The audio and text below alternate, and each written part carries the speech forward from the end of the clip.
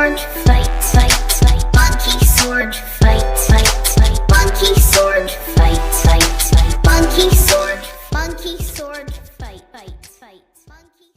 Ladies and gentlemen, welcome back to a very special edition of Perth's premier podcast, Monkey Sword Fight, with me, Jordan Patrick, and my co-host, Mr. Michael Dots. Straight away, word with dots, diving in. Do it.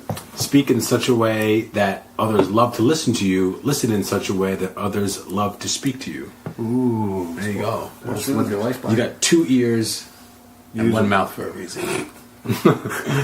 Nice. Yeah. I think you ruined it by explaining it. I know, I'm sorry. I've done too much talking. Shit. Got Andy Mack on the ones and twos as per usual. What's happening? And a very special silent guest, Connie, is over there in the corner. Is that it for the whole show? Just hello? That creepy roll is perfect. This is a special episode where you're joining us here, fresh off me and Andy's performance at the wonderful Blend In Stand Out, hosted by previous guest Rana Marathon. Connie put me on to something that she noticed on the way up that Andy said. It was like we got challenged to do something and I was the only person that didn't do something. So now I gotta embarrass you two at the next one. I gotta come up with something crazy. Some absolute fire. Yes. We'll fucking, like I say, we can only say what we remember, but we'll talk about Andy. I thought Andy was fucking, Andy did his poem on the last episode. He did, yeah, and it went over well on the podcast, Yeah. and I thought it went over really well. Really well. Do you know live. what I was annoyed at though? Is like when I did it on the podcast, I forgot two lines at the end, and then when I did it tonight, I said one of the words wrong, so it didn't rhyme with the next bar. But I kind of fucking Mate, that's what I'm saying, like, over it as best as I could. You wouldn't have fucking known that, man. I went down Belter, like, everyone, there was a couple of cracking guests. There was a young chap on called Axel who played some, like, it was like guitar, percussion. Yeah, guitar. what would that even be called? That style of music? That I got really into that. It's like percussive acoustic guitar. He's like guys like Andy McLee and all that kind of what's stuff. it, Newton Faulkner, that type of. Yeah. Like, for the listeners, he sort of laid the guitar flat on his legs and sort of used the body of the guitar as a drum while strumming at the same time. It was a blinder. It was really good. It's Yeah, really impressive shit. That geezer that was on as well, the boy with the long hair. I felt really uncomfortable when he started speaking because I thought he was like going to burst into fucking tears. Yeah, man. Yeah. Some emotion, man. Yeah, it was. But the last song that he played, I was sitting saying to Jordan, I was like, I wouldn't mind getting that guy in the studio just to cut that. Yeah, man. It was sort of like some good. soft acoustic sort of fright. He sort of dedicated it to the boy from Frightened Rabbit right at the start. And that was who it reminded me of. It was that sort of soft-spoken personal guitar song. After he said that, I thought we were going to see some tears too. But yeah, he was really good. Really The last two guys were, besides your fine selves, of course, present company excluded. The last two guys were the highlight of my night for me. There was a couple of boys that come all the way from Glasgow. Yeah. And were saying that they were by themselves, like they didn't have any like regulars. And if it wasn't for yous being in the crowd, then I think I would have fucking melted. Yeah. Yeah. Well, You were good. I thought you did really well, and I don't know, Ken, what you were getting your knickers in a twist for all week. I do know because you were out of your comfort zone, Yeah, but at the which same time, I'm not joking, bro. You absolutely smashed it. It was scary. It was him, like, because we said on that, you told me to record it on my phone. Yeah. And it wasn't until listening back I was like, it sounds like I'm reading stuff off a page, but our other guest, Bart, paid me a nice compliment saying that he couldn't tell when I started and when I was just riffing. Yeah. But that's because you had trigger words with you. So you had a list of things that was like, okay, I've done that joke, now I'm on to the next joke, which was... Well, that's what I said to Connie on the way over here. It was like, I didn't want to try and over-memorise it. No. Because like I said, it'd be different like, if I was reading something out like yourself, like a poem that you've written down and the words are fixed. That's like, fine, you know what I mean? You get this, you still get the twang on it, but like, went better than expected. Yeah, it went really well. So what's the plans for, like, do you want to do some more next time? Or? Literally, I've said to Rana do it again, but just as we were leaving, again, Barkwright has invited me to the next CX3 event to get up and try and do like Never 5 fucking minutes or invited something. me though. Alex, I'm never getting back on the show. Fuck you, man. Guys, mate. So yeah, man, so if I can write a couple more minutes worth of stuff that isn't terrible, then yeah, but no, I think I'd like to do it again, for sure, man. But that's what you do, is you start off with like a little 3 minutes, then you write, this is what we're saying coming up the road, you write another 3 to 5 minutes. On top and you of do that, you know, a couple of months consecutively. Before you know it, man, you've got a 10 to 12 minute set. Yeah. So you could literally pitch up anywhere and be like, yo. Well, the thing that made me nervous, man, is I listen to a lot of comedians' podcasts and I watch a lot of stand-up, and they all say the same things. The first time you go up, you bomb. Yeah. So that's what I was scared that. I was like, right, they've all said it, well, this was a good setting for you because there were people doing poetry there, so they weren't really expecting comedy. Yeah. Do you have more of an appreciation for comedians now, seeing as you put together like 3 or 4 minutes of comedy, guys that can do it for 45 minutes? Oh, mate, like, honestly, when I... Oh, sorry, guys. Just as we're watching it, Brazil have just pulled the goal back against Belgium. 15 to go. This has just got fucking interesting. Sorry, mate. I remember when I wrote it all down, like, 'cause I've been writing stuff on my phone for ages, and I was like, right, I've got to get an actual hard copy. If not for more, for just the sake of when you write stuff down, you remember it better. Yeah. And I wrote down, man, I had like a wee notepad, and I filled like 4 or 5 pages top to bottom. And I was like, that'll be how I'm thinking how long it's going to be. And then when I read it out, I was like, it was only 2.5 minutes. I was like, fuck. You know what I mean? Like, so that's 30 times more for your professional 1 hour set, just for that. I know, that's crazy. You know what I mean? So I've only been writing stuff down for about 1.5 years. So the fact I'm married, 1.5 years equated to 3 minutes, 2.5, 3 minutes of workable material, man. You know what I mean? So it's well, it'll come easier now. You know what I mean? well, I've started just writing down. I don't want to take fucking hold of this episode, but like, I've started just like I said in the last one, just phrases or situations that come up my head and just note them down quickly, and then I'll sit down at another time and be like, right, where can I go with this? Yeah. And I like Andy says, well, I think the podcast with yourself, your poem as well. I feel like the podcast has helped me just talk. Talk better. He says as he gets lost for words. Yeah, it helps me. What's that word that when your mouth makes noises? But that's going to naturally happen because, I mean, you see it with the podcast. I said it to you guys all along. Like, every episode, it feels like everything becomes more natural, more comfortable. Yeah. Even with guests that you guys have never met. You know, Jordan might bring a guest, you've not met him. You know, might bring a guest and Jordan's not met him. The thing I've been asked a couple of times is, like, how long have you guys all known each other? And I think collectively we've known each other probably for 5 or 6 years, but it's always been like a friend of a friend. Yeah. Or a casual acquaintance, and we've only really properly hung out since we've started doing this. Podcast, yeah. But then, like we said before, it's like hanging out with your pals, man. You know, it gets more just natural. Look forward to it every week. Yeah. I love you guys. Oh man, It's a highlight of my week. Yeah, for sure, man. Like, Connie, what do you think about the podcast? Or 2 that you listen to? we've had 2 girls on, 3 now. Yeah, we're diverse. Yeah, we have a black guy as a host. Yes, there you go. We're all Bizzle's number. So, Andy. Yeah. Now, do you write I don't know if we covered this, but do you write normally, or do you write in your spare time? I've never written a poem in my life. And how long did it take you to put that together?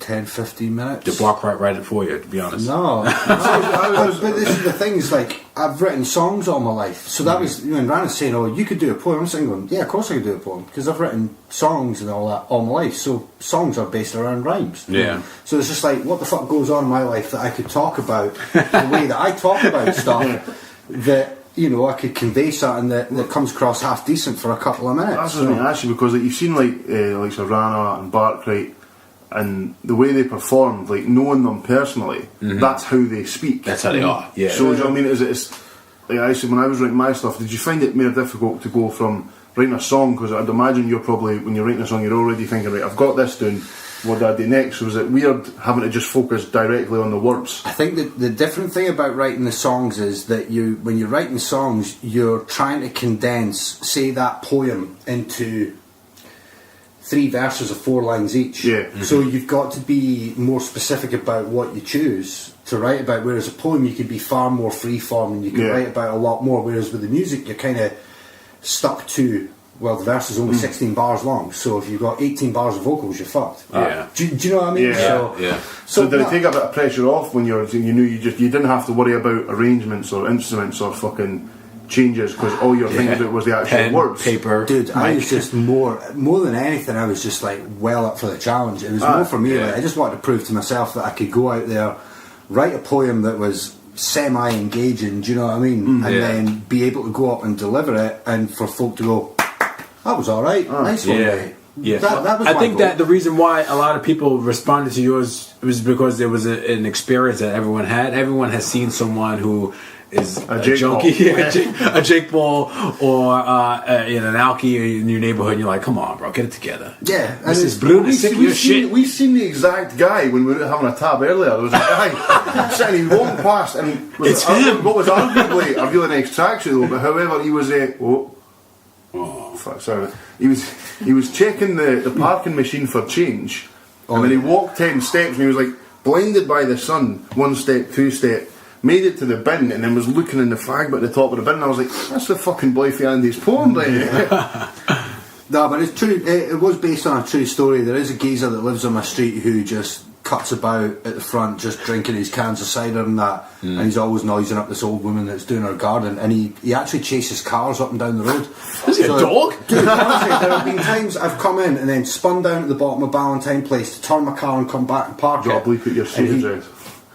No, it's They're fine. going in fans. I'm trying to sell my house. Valentine Place. In all seriousness, no, he does. He fucking runs up and down the street chasing after cars, throwing like empty bottles and that at cars. Jeez, Yeah, he's a character, man. Before I moved here, I don't know, maybe you want to beep this out. I think it's funny when you put beeps and shit anyway. But I was told about Gene Rattery. Genie, Genie, man. Yeah. Yeah, man. Like, look. I don't want to, disgrace the name or anything. I know, but I know she got some family. Thing was, man, like, she was. So there was always these stories that she was initially the fair maid of Perth. Apparently, she was like when she was younger, she was gorgeous. Yeah. But like Jeannie was like a staple, man. Like, Are she you was familiar like, with her as well? Yeah. like everyone in Perth. Maybe I don't know so much about younger folk, but maybe from like me and Connie's age and above, everyone of that age knows about Jean Ratty. Because anyone younger than us probably was only about a teenager when she passed away. But like you couldn't go into town without at one point or another seeing Jean Ratty. Yeah.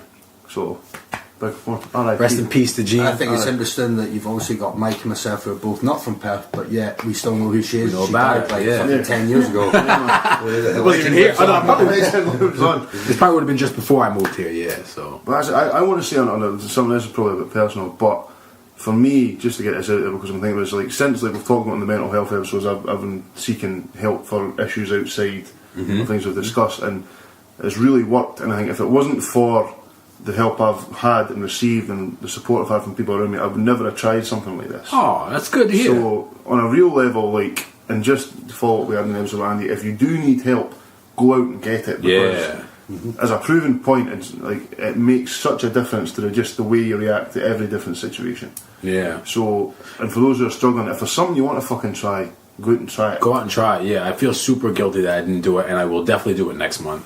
Yeah. On the back of what you just said about that episode, one of my colleagues, I've never even met her. She works in Portsmouth actually, but I told her about the podcast. Like I tell everybody, and she said that she listened to that episode. She thought it was super engaging. She thought it was really good, and it's just good to hear people not only responding to that and giving feedback, but also going back and listening to podcasts. Man, like, she was on holidays, so she probably listened to a few. Well, that's the thing is that my mum's listened to a lot of episodes, and that was like, she's always said they're good, but that was the first one where she was like, look, I'm really, like, she was like, I'm proud of you for what you've done. Like, that is an excellent episode. Do you know what I mean? It's, like we said before, I think we just sit and blow each other here, but do you know what I mean? Like, if the fact, like, this type of thing we is, could do that. do you know what I mean? Like, I'm alright. Yeah, I've only had 2 beers, mate. Let's settle down. Drink up, son. Do you know what I mean? Andy's a creative person. Do you know what I mean? And my entire life, I've never been very musical.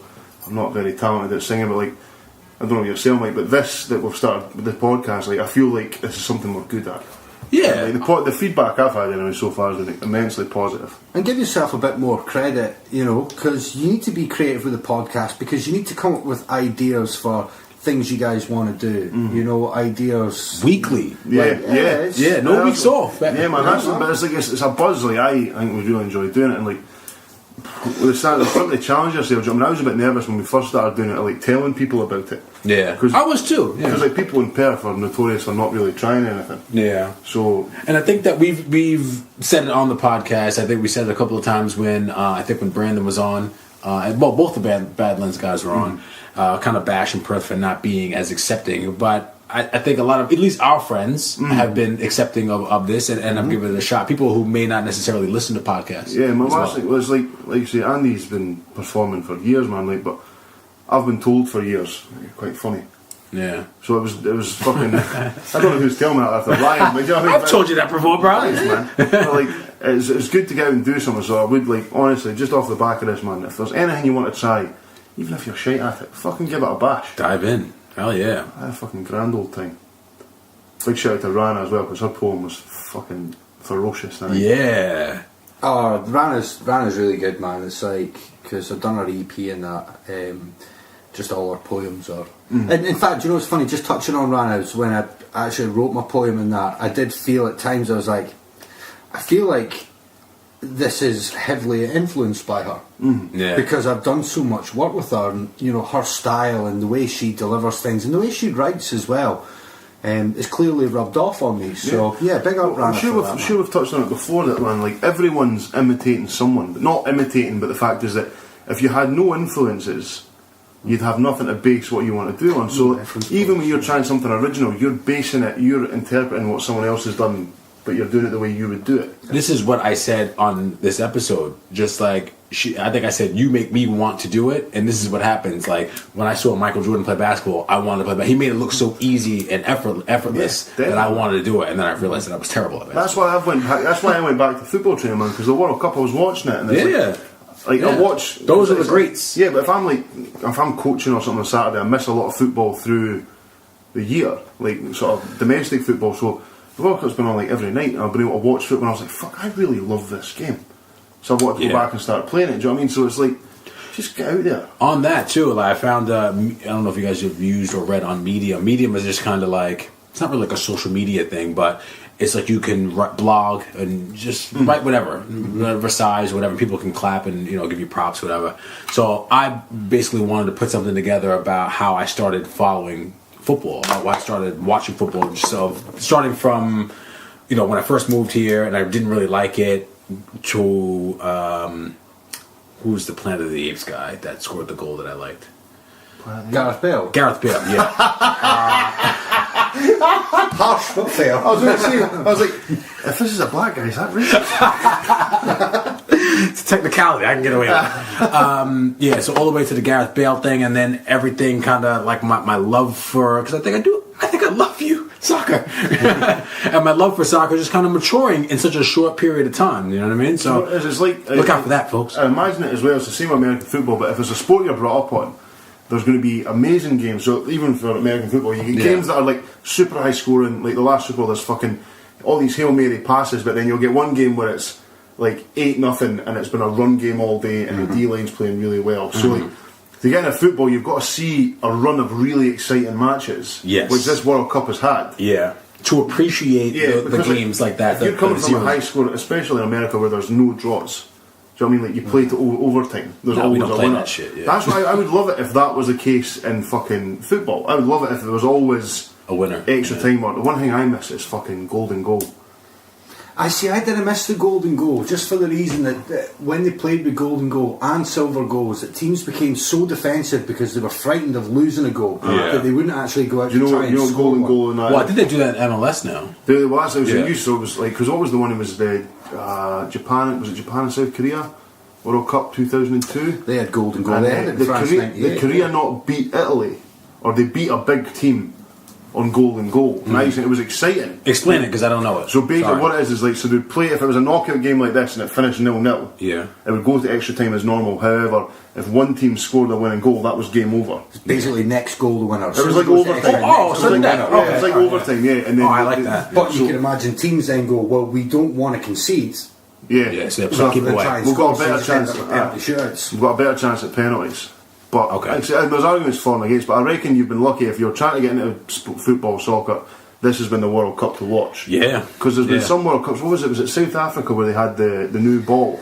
And Albie was complaining. And the vuvuzelas. That's it. Albie was complaining that the new ball that they were using was like no one could predict where it was moving because it swerved all over the place. So there was a lot of like low scoring games, if I remember correctly. And the thing about that World Cup as well was that was the World Cup that was all about Spain, wasn't it? With the tiki-taka and the boring football. And I touched on it last week how I thought that Spain were actually, as successful as they were, probably the most boring football team to ever watch in the history of the world.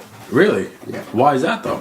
Because that tiki-taka was just so slow, sideways, backwards, pass, sideways. And if you actually look at the results Spain had when they won the World Cup, they won pretty much every game by one goal. Thing is, man, it was the same as Barcelona a few years ago, man. Tiki-taka was really nice to watch. What's tiki-taka? So it's like one-touch passing. Okay. So you see them all, what they do is they play in sort of triangles. So if one player's got the ball, immediately two teammates come on for the pass, so it's like a triangle. Yeah. So it's rakes of one touch passing, like you go there, blah blah. It's really quick, and when it's played well, sometimes it looks beautiful. But like Andy says, that it's not the most scoring, like because that's Spain, for instance. They've got Diego Costa, one of the best strikers in the world. He's not quite to his strengths. Yeah, he's well underutilised. You'll see a lot as you watch more football. You'll see maybe a player playing for like a mid-league team, and he'll bang in the goals. But because that team play around him, he'll do really well. Then he'll move to a bigger team that already have a system in place, and they won't play around him, and he'll struggle. Andy Carroll is a perfect example. Oh, he's a fucking donkey. He is, but when he played for Newcastle, he would bang in the goals, and he moved to Liverpool, and because they played a different system, he was hoarse. You also wonder how much weighs on your mind, you know, being sold for £35 million when you know you're nowhere near worth a quarter of that. I think as well, you forget when he's players like that boy that plays for France, Mbappe. Yeah. He's 19 years old. Jeez, He wasn't alive the last time France won the World Cup. He's a beast though. Oh, he's unbelievable, man. But you're right, it's like it's a test of the strength and attitude of a player when they don't pay attention to how much they're being sold for, and they just want to play football. In my opinion. So this game's intense. 4 minutes extra. Shall we do a wee drop for some social media and email and that Yeah, kind man. of Well, stuff? it was a nice wee bonus episode, but thank you very much again for everyone who's paid attention to the podcast. I know there's been a portion of this episode where we've just all touched each other about how great we all are, but it's true, so we can do it. Yeah, we're awesome. We're the best thing in this town. But again, thank you so much. We're actually listening. I want to shout out my pal Izzy at work, who said she went and bought a Groovement ticket off the back of the episode. Oh. For the first time, she went like 4 years ago, and she's not went since. But then off the site for the episode, she's booked another ticket. So thank you, That's Izzy. big. We have to keep the tradition up. Hi, Rachel. Hey Rachel, how you doing? Hi, Rachel. She messaged me when she was on the train today, and I described her as the guardian angel of the podcast because she always tells me off if I'm not nice to somebody. So big up Rachel. But you'll find us on Facebook, Monkey Sword Fight Podcast, Instagram. Yes, we're on Instagram now. Instagram, you got the thing, you get the handle. Yeah, get that. We got YouTube, Podbean. Subscribe on iTunes because it does us a big favour, helps us get our name out there. Can I just throw a quick one out here just now? Obviously you've got the Facebook page, which is facebook.com/monkeyswordfightpodcast. If you're not sure what it is, it's the one with the George Michael emoji face in the top corner is who we are. Oh, I'm cooking something up for that, by the way. So hold on. And also you've got the Twitter as well, which is MSF_podcast. And just interesting to note, the Twitter's now just on 2 weeks old. We've already got more followers on Twitter than we do on Facebook, but the Facebook page has been up for 4 months. So what the fuck are you doing? Guys, come on. Listen first, and then social media. But I'm listen on first. Twitter at Wagwan Patrice, WAGJUANPATRICE. I'm on Twitter at _M_dots, and the Instagram is Monkey Sword Fight Podcast. Please, all one word, no spaces. There's a beautiful photo of me and Andy Mack enjoying the sunshine. We need a caption for this. This is like a good caption contest kind of photo. Yes. This is like an album cover. It is actually, yeah. In fact, I'll use that for my next beat tape. How about that? Yes! That for the beat I'll tape. throw a wee MC on there, Johnson, no worries. I'll throw you my Twitter at Macapella. That's pretty much it. Connie, you want to give your details? No, yes. Thank you, Connie, you've been a wonderful guest. Yes. We need it for the diversity figures, so that's excellent. Thank you again for listening, thank you for sharing. We have had some feedback on the last episode, but we'll touch on that on Tuesday, when it's just going to be me and Matt. Yeah, programming update. I will be overseas, and I'll miss you guys. I miss you too. Bring back some beef jerky. Yeah, None of that fancy teriyaki kind, just the original. some straight up beef joy. Good stuff. Umberto or whatever beef it's called. joy. Oh yeah, I've never You tried know the that. shit. I've heard of it You know though. the shit. Go to Costco. And an Arnold Palmer ice Could you bring me back a pair of Timberlands, actually? Oh, that's Did I tell $5 snacks. Did I tell that story? They're like £6 over there. Nah, honestly, guys, thank you so much for listening. Thank you for everyone who, if you're listening, came down to Blend tonight. Me and Andy had a fucking blast. Mike's going to be there next time for sure. I'm in there. I'm on to Belgium. Much love. Peace. Peace.